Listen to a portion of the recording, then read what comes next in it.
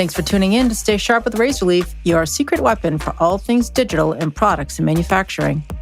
Managing successful technology projects is certainly a feather in the professional cap. And the reason is because they're difficult and full of hurdles to overcome. In looking at the People, Process, and Technology framework, we take a look at why the people part, meaning when the technology goes live and put into use, is often the most challenging part of any technology project. In this episode, Jonathan and Jen share their experiences of when things worked and when they didn't, and identify some of those stumbling blocks that impede project success when the deployment of technology occurs. Let's listen in. Welcome back, everyone, to Stay Sharp, a podcast about all things digital related to products and manufacturing.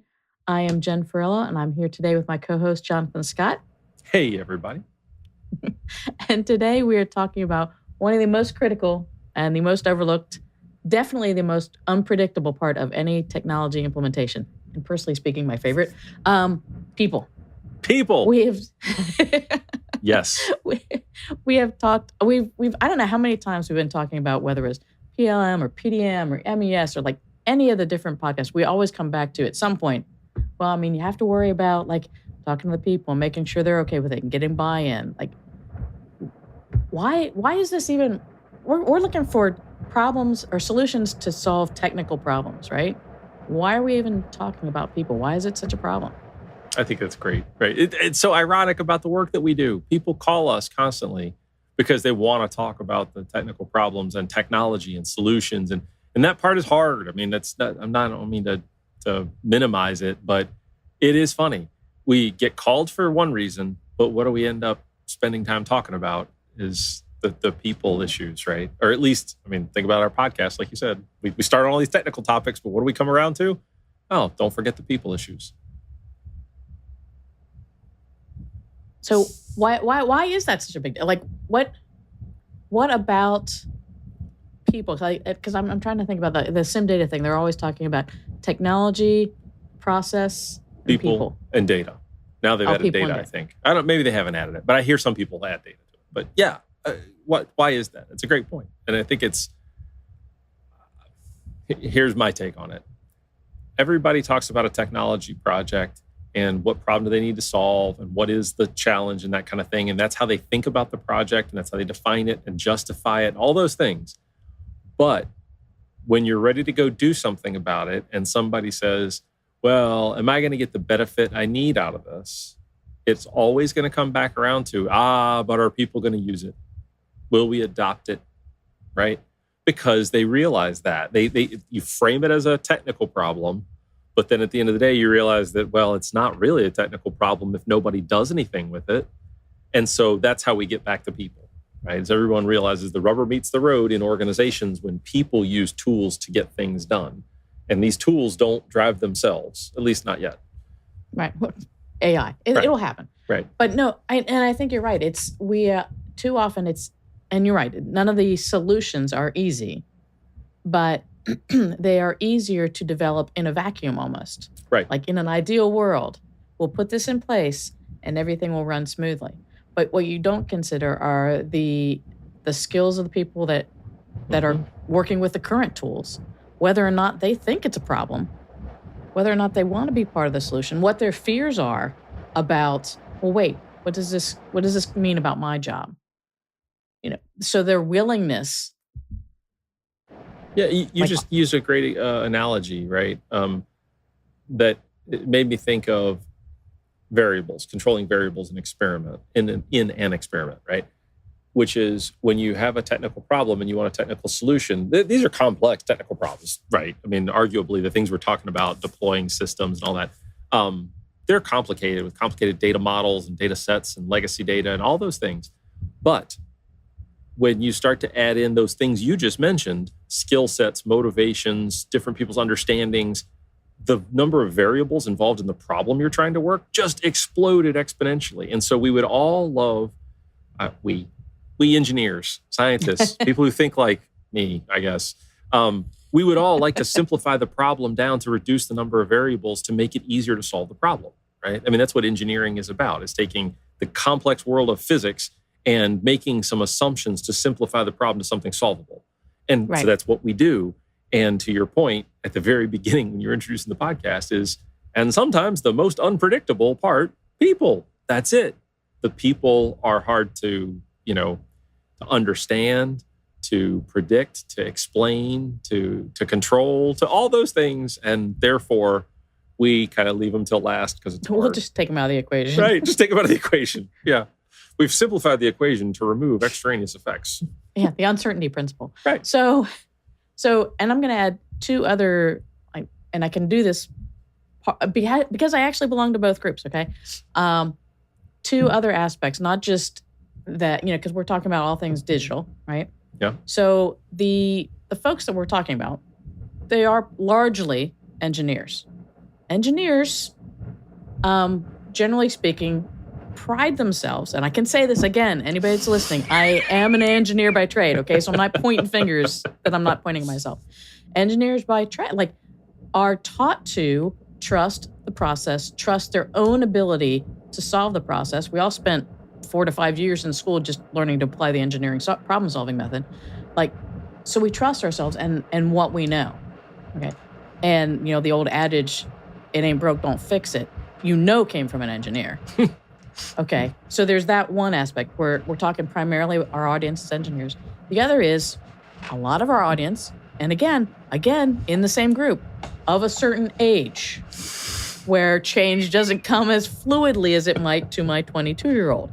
So, just saying. Those are some other age? I don't understand. Just old dogs. That's all I'm saying. I think there's some merit to that also. I agree.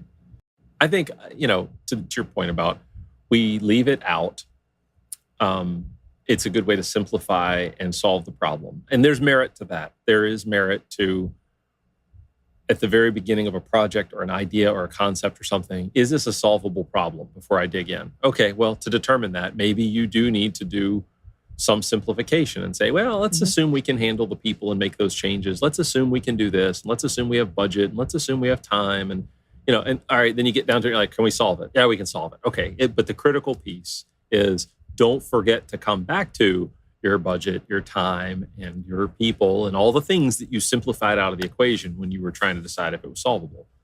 That's where I think it's tough.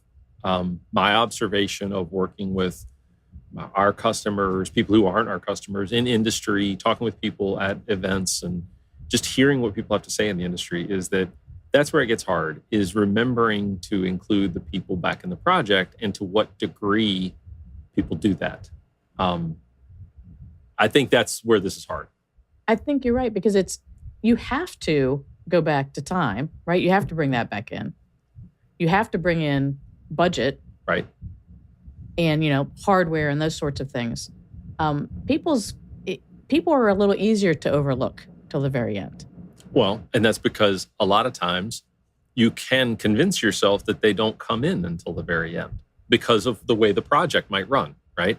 Now, there's some mistakes in this thinking, so let me give the caveat to that. So I'm going to tell you the way that maybe even I thought 20 years ago, and I think there are people who still have this sort of thought process, so I'm not endorsing it, but I'll say I think it's prevalent, is, the way you solve the technical problem is you put together a team, they solve the technical problem, and when they're done, they need to roll it out, and then you get the people involved, and you introduce them to the solution, and you get them to adopt it, and you move on down the road. Well, by definition, the way I just described it, the people come in at the end. Mm-hmm. So there's logic behind what I just said. It's not like it's a crazy thought. I think it is problematic, though, because when you see, wait, does that work? Right? You ask yourself, hey, I've been around hundreds of technology projects. Has that worked? I will say it works less than half the time, maybe even much less than half the time. And one of the reasons, I think, is because people don't adopt things quickly. They don't change quickly. And what you're asking them to do, if you're asking, hey, I've got a solution to something, I need you to adopt it, you're asking, by adopt, what you mean is, I want you to do it this way instead of doing it that way. By definition, you want them to change. People don't change quickly. So I think that's where the flaw in that thinking is. But it's why we get into the problem, to your point. You are not going to get started on the project unless somebody gives you the funding. You have to have the funding at the start. you are not going to get started on the project if you haven't told somebody about the amount of time it's going to take, because that was tied into the funding. They were like, well, when do you need the money? When's it going to be done? When am I going to get my result? That kind of thing. So you dealt with the things you had to deal with up front, and then you put off the things that you didn't have to deal with until the end. And that's where the problem comes in. And I think we get people at the end, and sometimes not at all. That's where the problem really is. I built it. Why didn't they come? Or they came, but then they left. They put it in the corner and didn't do anything with it. This bright new shiny package that I gave them. Yeah. I mean, I'll ask the rhetorical question to the audience that can't answer. How many times have you seen a project where the answer about the people was, well, yeah, we're going to do training. Like that was it. That's what the people answer was for the project is, yeah. No, I've got budget in there. We're going to do training at the end. And how many times has that worked? Like that was perfect. That's all we needed is we actually just needed to do training at the end. I mean, I'll give you a simple example of a change I went through. I mean, this is like just minuscule for me. Working with a client where we had to work inside their IT systems. Mm-hmm. So I had a laptop from the client. I needed to do next to nothing with this laptop except access their SharePoint, access their Outlook email. Yeah, that's it. That's all I needed, right? I just, to do those things, to work with them, I had to have those two. Okay. I had a laptop in the middle of their Office 365 rollout and moving from Office whatever to Office 365. They had training available. They had training online. They had town hall sessions. They had mandatory meetings in small groups. They had all these things. And this was to go from like one Outlook to another. I mean, I didn't need to be in them. I went to them. They were informative. I learned some things I didn't know. This is this much of my job. I mean, like the tiniest little piece is sending email with this one client. But they went through all that because they knew there were some people who needed it. And it was good that they did. And it still wasn't perfect, but it sure helped. And you're saying that in less than, you said less than half of the projects that you've worked on or that you've seen, that people are really a focus. Sorry, you said less than half of them are successcul because they don't consider people. When they make the people the focus at the end. Right. So that's what I meant by that, is that I certainly have seen more projects earlier in my career where people were the focus only at the end of the project. And I will say a lot of those failed the first time. I wouldn't say that the project was a failure overall, but they failed with that approach. And to recover, what they needed to do sometimes was go back and deal with the people, go back and address why were there issues? Why wasn't that person included? Why weren't they involved all along? Why were they resistant to change? How did we get them on board? Those kinds of things. And all it did, because I don't mean it to sound like, oh, these projects are all failures. I mean, no, that's not it. It's just that they are not hitting their targets on time and on budget because they were leaving the people until the end. And so they ran into a snag and they had to do some recovery, and it took a little longer and it took a little more effort and a little more budget, and they got there. Right. So they succeeded more slowly. Correct. But that's what I meant. Less than half that just said, oh, we'll just roll out at the end and do training at the end and the people will come along for the ride. Way less than half have succeeded at that model. Right. So let's dig in a little bit to, because we are in a technology space, mm-hmm. and everybody that we work with are solving technology problems. Why is it important to think about people in the beginning, think about people during it, and to think about people at the end? Why is that important? I think there are lots of reasons. There's no one or two reasons, but I'll throw some examples out there, and I bet you've got your own that you've seen. At the beginning, I think it's really important to think about the people because usually it's a small group. The idea is small, right? Projects like this start with a small idea, a problem that a few people understand, and then it needs to grow in awareness. People need to realize it's a problem, understand what the problem is. It needs to grow in education. Oh, there's a problem, but there's a solution for it, and we could solve it, and it might cost this, and it might take us this long, but here's the benefits if we do. And so there's some learning that has to take place. But all during that process, you're getting a sort of a growing awareness and understanding of the issue, the need, what you want to solve, why, that kind of thing. If that doesn't grow fast enough, that sort of event horizon of awareness, then you may not get the thing off the ground, right? So the early on need is you need the right people who can support the idea and the project to be aware of it, to understand it, to be educated about it, to get on board with it, or you may not get started at all. So, and I agree. And I would start even a little bit before that is you need the right, ideally, you've got somebody in a leadership role that's actually painting the vision, that demonstrate, okay, this is where we are right now. It's why it's a problem. Or even maybe not even that's why it's a problem. This is where we are now. This is where we want to be. And we need all of us to pull together and do this. Because in the end, the reason we need to think about people the whole time is because, to your point earlier, people are doing all of this. There are pieces of the technology solution that there are gaps. There are always gaps that people are doing manual things. People are we're relying on their knowledge of how things work. They're relying on the way that they've done things in the past. And we need to pull that knowledge into the solution. And we need to get them on board, because if the people implementing the solution, using the solution in the end, if they're not on board from the beginning, they're going to be the biggest hurdle we face. They're going to be the ones that are just digging in and won't implement, won't use it. And then we never succeed. Yeah, I mean, you're touching on, I think, a fundamental truth of technology projects like this, where there's change. And by definition, I think every technology project, there's change. Otherwise, there's a project, nothing to do. Right. But the fundamental there is, if you're changing something, people are either positive, negative, or neutral, right? And they're most likely neutral if there's nothing impacting them. That's typically the only way they're really neutral.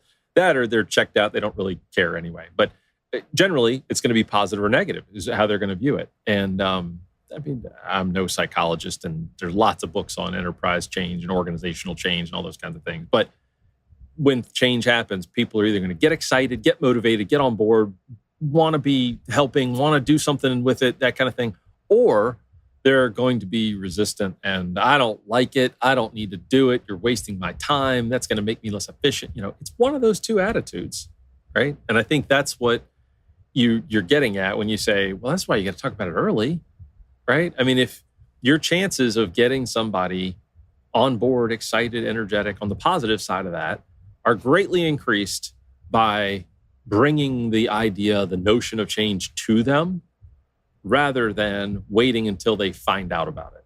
And, surprise! Yeah, right? I mean, maybe that's just human nature. I know I feel that way, right? It's like when my wife and I talk about dinner and I get to, say, well, I was thinking about this, or I'd like to have that. I'm generally motivated and positive and excited about it. But when I find out, it's fish for dinner. Yeah, all right. I was kind of thinking Italian. Yeah, I was thinking something else, but right? And the only difference there, because maybe I love fish, and I do. I like fish. The only difference is, was it my idea or not? And that makes me sound like a real jerk. Maybe I am. But right? The difference is, did I think of it, or am I getting surprised with it? It wasn't what was on my mind or not on my agenda that day, or that sort of thing. And so, to your point, the earlier you can get to people and say, hey, we see this thing. We think it's a problem. We're going to work on a solution. Are you with us? Do you see the same thing?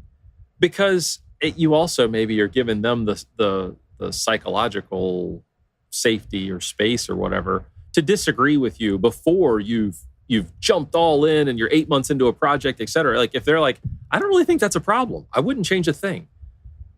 So getting to people early, I agree. That's one of the ways you solve the people problem is talk. Well, and I think one of the things you just said is very important as well. And it's not just in the beginning, but as you go through it, do you see the same thing? Because a lot of times, particularly when you're talking about PLM implementation, et cetera, you're not talking about something that just touches a particular, it's not PDM, it's not just engineering, right? So it's going across multiple departments. Maybe this wasn't a problem for them, but you needed to change. And by changing it, what is the benefit? So you have to, so for instance, you're using your dinner analogy. If you kind of respond like, I wasn't really feeling fish in your life's like, well, here's the thing. I haven't been able to get in. I haven't been able to get the store. We have this already.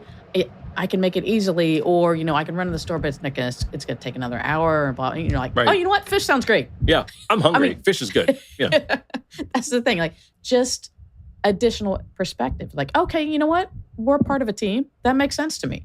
Thanks for explaining it. exactly. Right, and this reminds me of another topic we covered on a different episode where we were talking about these tools and PLM tools being an engineering only tool or an enterprise only tool. I remember conversations that we've had with customers where engineering thinks they understand how the rest of the enterprise acts, behaves, what their processes are, all those kinds of things, right? And they're off like solving the world's problems from the engineering perspective. And it's not always a good idea. To your point, if you went and said, hey, I'm having this problem, and I think the issue with why our change process takes so long is because nobody has an automated tool in front of them to do it. And if you actually sat down and talked with purchasing and marketing and manufacturing and all the people about it, they might be like, no, it's fine. That's not the issue. The issue is I can't see what you can see. Oh, holy cow. I was off solving the wrong problem. I thought we needed, an enterprise workflow when all we really needed was a CAD viewer. Oh, that's a different issue, right? But to your point, if you don't talk about it and see the problem the same way, you might get that negativity that you mentioned earlier, where it's like, well, you didn't ask me. I could have told you this was dumb. Right. But even just by virtue of being asked your opinion, to contribute, et cetera, you feel a certain amount of like buy-in, like, hey, I contributed to that. This is part of I'm part of the solution here. So just by asking and contributing, or being asked and contributing, you feel a little bit more involved. Absolutely. I mean, I said, I feel like that's even the case. Even if you talk through it and you're like, okay, well, thanks for that input. Good to have. We're still going to do this. Right. You still had the opportunity to be heard. Well, and you've opened the door, like I mentioned earlier when I said something about psychological safety, and I do sound like some kind of armchair psychologist saying that, but you've opened the door for the conversation, right? Even if it was, I don't think that's such a hot idea. Well, I hear you, but we're going to do it anyway because we need to do it over in this area of the company or whatever. Right. But at least you've opened the topic so that person can come back to you later and they're like, hey, I see, that this project's moving on. I'm kind of concerned about what you're doing now. Well, at least you're still having dialogue because they're aware of it. You asked for their input early, even if you didn't take it. There's a conversation that can happen, which is better than I don't know what they're doing over there, but I'm going to talk behind their backs because I think it's going to mess me up and I feel negative and I'm getting cemented in my negative views about it. I think. And I'm going to spread that fear, uncertainty, and doubt and create a cohort of people that feel the same way. Exactly. What's that they say about a good experience versus a negative experience in customer like 8 service? Times. Right. Like 8 times. Yeah. Yeah. So I think you're right. You have to watch that negativity and think about how do you combat it proactively. Well, and you mentioned like being an armchair psychologist, but like that is kind of what we're talking about here, right? It is. I mean, there's a whole, and maybe we need to do an episode on this, but there's a whole discipline, organizational change management, which is basically the psychology of organizational change. Yeah. And that's really what we're talking about, is how to manage the need to change. Absolutely. How to lead it, how to implement it, and then how to continue it. Well, and like you said, we should get into that in a separate episode. Well, one of the first things that I think is a challenge about that topic of OCM and whether you need OCM on a project, because not every project has to have the same level of dealing with the organizational change, because the change could be small, it could be a small group, that kind of thing. And so different, you got to size it right for the activity you're doing. But one of the really challenging problems is getting people to recognize that they need to think about it, right? I mean, I've heard this so many times from organizational leaders, and sometimes it just baffles me that I hear this, but I hear things like, well, everybody is on the same page about that already. We don't need to work on that. Like, wow, really? Everybody's on the same page about that? I I am shocked by that. I mean, you must be the only organization on the face of the planet that has that. That's exactly right. I mean, and full disclosure here, I'm gonna speak negatively about my own organization. I love Razorleaf. I love working here. I do too. I do. That does not mean we are always all on the same page about a lot. Right? There are certain things we are. Sure, we know what we're here to do. We know how we value customers. There are things we know. Okay, sure, fair enough. But if you asked me, like some system that we needed to implement, hey, do you guys have a problem with blah, blah, blah? And is it something you need to solve? Is that a top priority for you?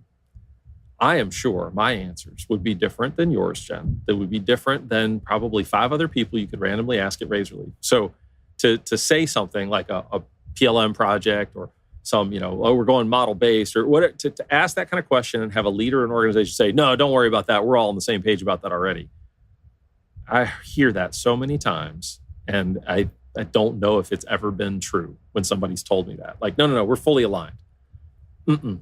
It's just not. And I don't think people are telling me that out of malice, but they just don't realize, they don't think about how the different opinions of their organization, different motivations, the different groups, all the things that their very smart people are doing every day means that people are everywhere. I mean, they're thinking all kinds of different things. So to think that they're all aligned, it's silly. Well, because to your point, there are so many different roles, so many different pieces of a puzzle, so many different ways to use a tool. I mean, you could be talking about, to your point, you could be talking about the same tool in a design capacity. You could be talking about any of the CAD systems out there. One user might use them one way, one might use them another. Why do you do it that way? Well, I always have. This is faster for me because I know this way. Right. And I think that's the comfort of, I know this is how I've always done it. Like, why would I change? But my question to you is like, so if that's, how do you get people to understand? How do you get management? Because it's, I would assume it's mainly management, because it's for sure management that's going to have to sign off on any sort of project to not just do training, because training seems like, okay, yeah, everybody thinks training is a good idea. Even still, it probably gets left off or it is too shortened, or it's like, oh, you know what, kind of out of budget. I don't think we need that much. We could have just a little bit less. There are lots of things that go wrong with training. Maybe that's another episode, but go ahead with your question. Sorry. But so like, how do you, when you're talking to managers, how do you get them to recognize them? Are there questions that you can ask as far as like, well, did you consider this, this, and this? Yeah. I mean, how do you lead them to that? I think you have to politely challenge the things, like I just said, that are sort of blatantly silly, right?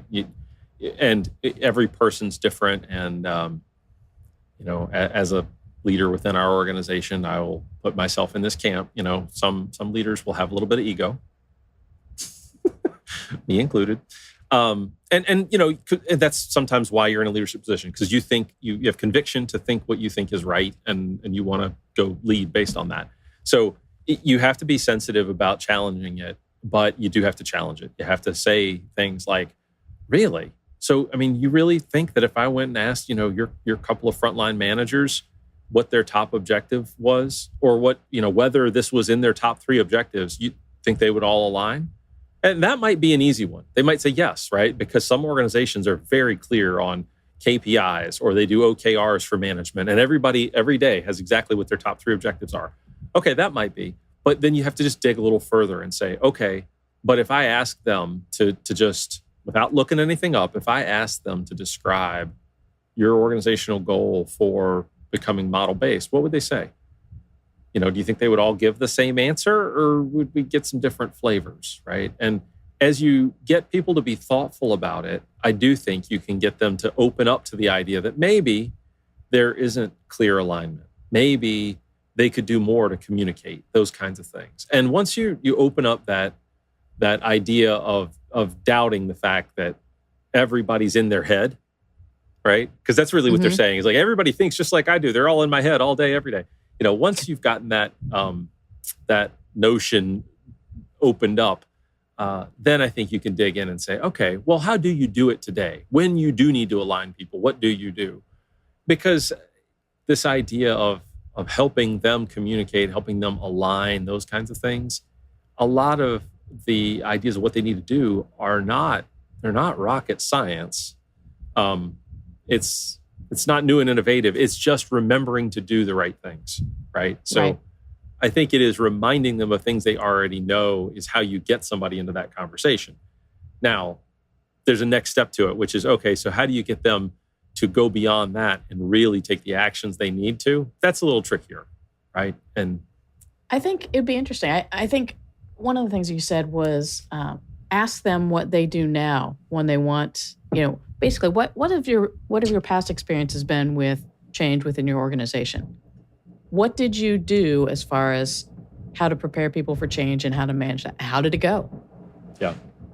And I think sometimes just examining things they've done in the past or what their current list of this is how we manage change in our organization, and just realizing, well, I just tell them to do it, and how is that working out for you? Yeah. And do you matter of fact, let's go ask a couple people how long did it take you to switch from AutoCAD to SolidWorks or Inventor to SolidWorks or something like that? Well, it actually took us a lot longer than I had expected.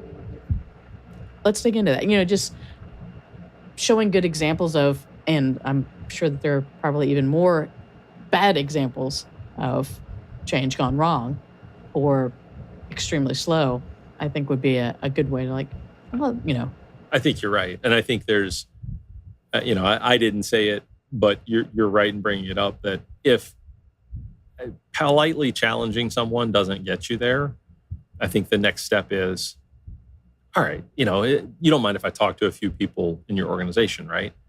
Because if they're not going to think about it and they don't want to sort of dig into it themselves, then you may have to confront them with harder facts, and you need to go collect those facts, right? And so you do go talk to a few people and you say, hey, do you know what's on so-and-so's mind? And you just ask a few questions, right? You're not trying to trick anybody, but you just ask a few open-ended questions to see how do they view whatever the situation is or whatever it is that your leader said we're totally aligned on, and see if they are or they aren't. And if they're not, then, without naming names, you got to go back to that leader and say, look, I did just go talk to a handful of your people just because I wanted to understand how well they were aligned. And here's what I found out is they really weren't. Now, if that person has a large enough ego, they may still not believe you, right? But that's really what you're doing is you're trying to gently change their view of reality because you think they're maybe in a bubble and they are not seeing really what's going on. Mm-hmm. And you brought up another great technique for doing it, which again, I think you can do this politely. This doesn't have to be an argumentative thing, but to ask people, how did the last one go? And last whatever, right? That's relevant to the situation. And what didn't go well about it? So sometimes you do have to dig into, the negatives, like you said, the negative feelings, the negative aspects, and that will get people talking and remembering. Because, that's another human nature thing, right? We like to remember the positives. So we like to whitewash things a little bit. Yeah, project was tough, but you know what? We did this and it succeeded. We got through it. We got through it, and we like to do that. And only sometimes by saying, you know what? Hold on. Let's dig into that for a minute. What were the rough parts? Could it have been better? Right. Could have been faster, cheaper, etc. But I think that does help. I think that helps people. It doesn't always solve it, though. I mean, to be fair to your question earlier about how do you get people to do this, I've had plenty of conversations with folks where they're like, yeah, last project was a mess. ERP project, I hated it and nobody knew it was happening. And the data migration, we didn't get to test it enough and they blah, blah, all the things. And you say, okay, I hear you, man, that's tough. So we should try and avoid that with this next whatever project we're talking about, right? Yeah, absolutely. Okay, so let's talk about how we're going to do that. Well, don't worry about that. We'll handle that. Don't worry about that. We'll handle that. Right. And it's their way of sort of writing it off and moving it aside. And so it's not simple. Even if you get people to acknowledge it, it can still be tough to get them to value it. And that's another tough question. Well, and part of the challenge being who we are and doing what we do is also that if you get through a whole project and you've suggested this, and they haven't again, and you've suggested, okay, well, we're at least going to do the training, and that gets kind of shrunk. Unfortunately, the result of the project and how well it's implemented, how well it goes, is a reflection, or feels like in the customer's mind is a reflection on the work that we've done. Mm-hmm. So this is part of the reason that I think we are so motivated to make sure that everybody is on board, because we want to set the organizations up for success. We look better if they're successful.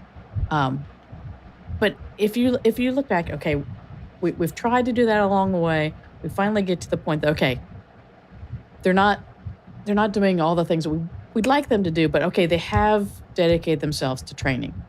Okay. What can we do in that particular area? What are some, like, focusing just on the end piece? Because that it does tend to be the easiest piece to, like, okay, really, you need to be trained on this. Right. How do we dig in there? So I'll give you a couple of things. I'm going to back up to a question in between the questions and just say there is something else that we have done and have had to do in our past that's relevant to this. Because like you said, our reputation can be at stake in a technology project where we're brought in to work on part of it. And it may be sometimes that, well, it's not all within our control because we are only here to do the technical piece. And like I said, the customer says, oh, we'll handle the getting everybody to change and adopt it and that kind of thing. And we're going to, train the trainer. We'll do all the training. We'll do all the support, and you're like, In the place where we have, used a lever in that at times is saying to people, okay, understood, but I can't take responsibility for this project if you're going to take responsibility for these big pieces over here. And I have concerns about how you're going to do them. Right? It's not to say if the customer does training or the customer does support, then we can't be responsible. That's not what I mean. But what I mean is if you look at the overall project and we're a piece of it and we say, look, I am concerned about how you're doing the other parts. I don't think you've brought people in early enough. I am not sure your training is adequate, or I don't think you're ready to support people well enough. Then we have said that to customers. We've said, look, I understand, but we are going to tell the sponsor that we are concerned. There's a risk. And we can't be responsible for the outcome because we see this issue. And we've said it, and you can either address it or not. And we've even walked away from projects. I mean, Razorleaf hasn't had to do that a lot in the past, but there have been a couple that we've said, I'm sorry, we can hand you to someone else, but reputationally, we can't be part of this because we know this will fail. So anyway, that wasn't the question, but I just wanted to jump in there with that in the middle. Right. But, so back to your question, though, about what can you do if you just leave it till the end and what you've got is training? I'll say a couple of things. I think one is make sure that you've got support after the training, because even the poorest training can be shored up by having people there when the system goes live, the technology solution goes live, whatever it is. It'll be bumpy if the training was bad and if nobody was ready for it.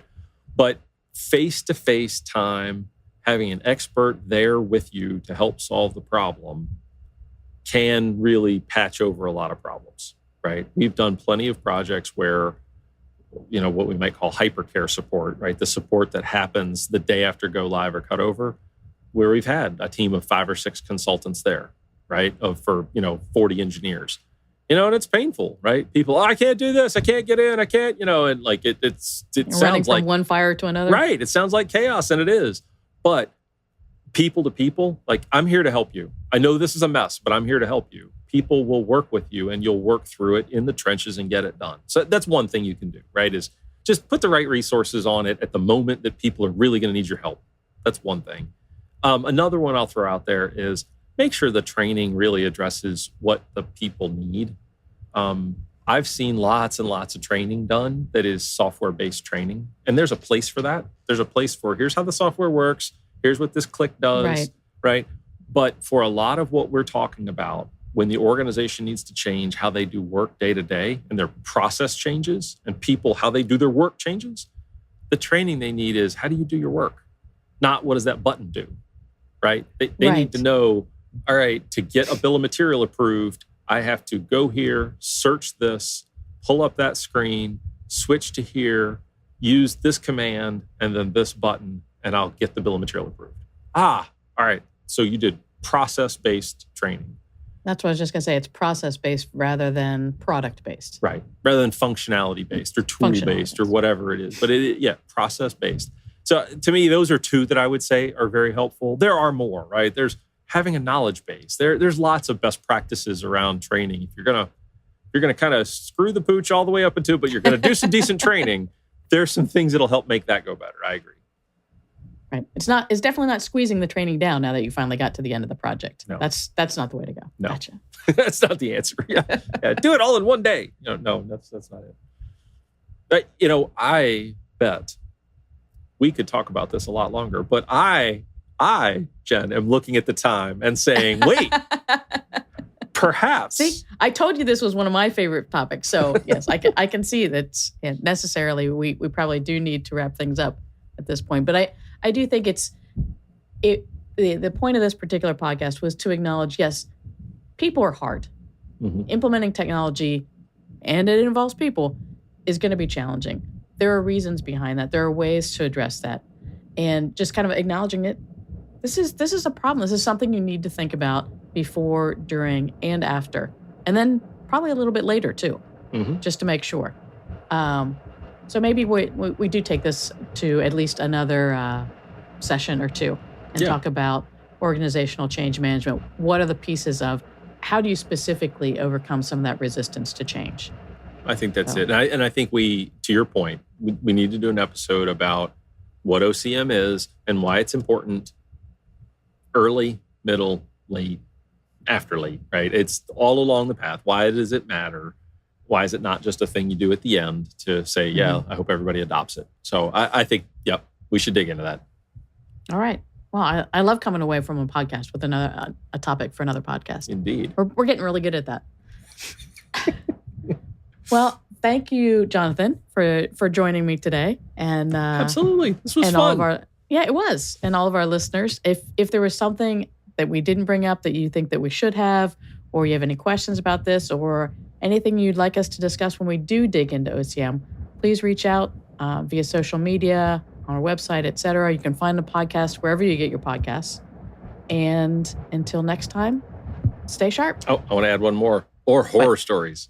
If you got horror stories again. We don't have to share your name. We don't have to share the company name, but I love the horror stories. Everybody loves a good horror story. All right. Stay sharp, everybody. Thank you for being here and listening to this episode of Stay Sharp with Razorleaf. If you have any questions about this topic of people, process, and technology, we'd love to have that conversation. Just leave us a comment on our post or send us an email at podcast@razorleaf.com. We appreciate all the feedback we receive, so don't be shy. Make sure to subscribe to our podcast on your favorite podcast platform or on our YouTube channel. Until next time, stay sharp.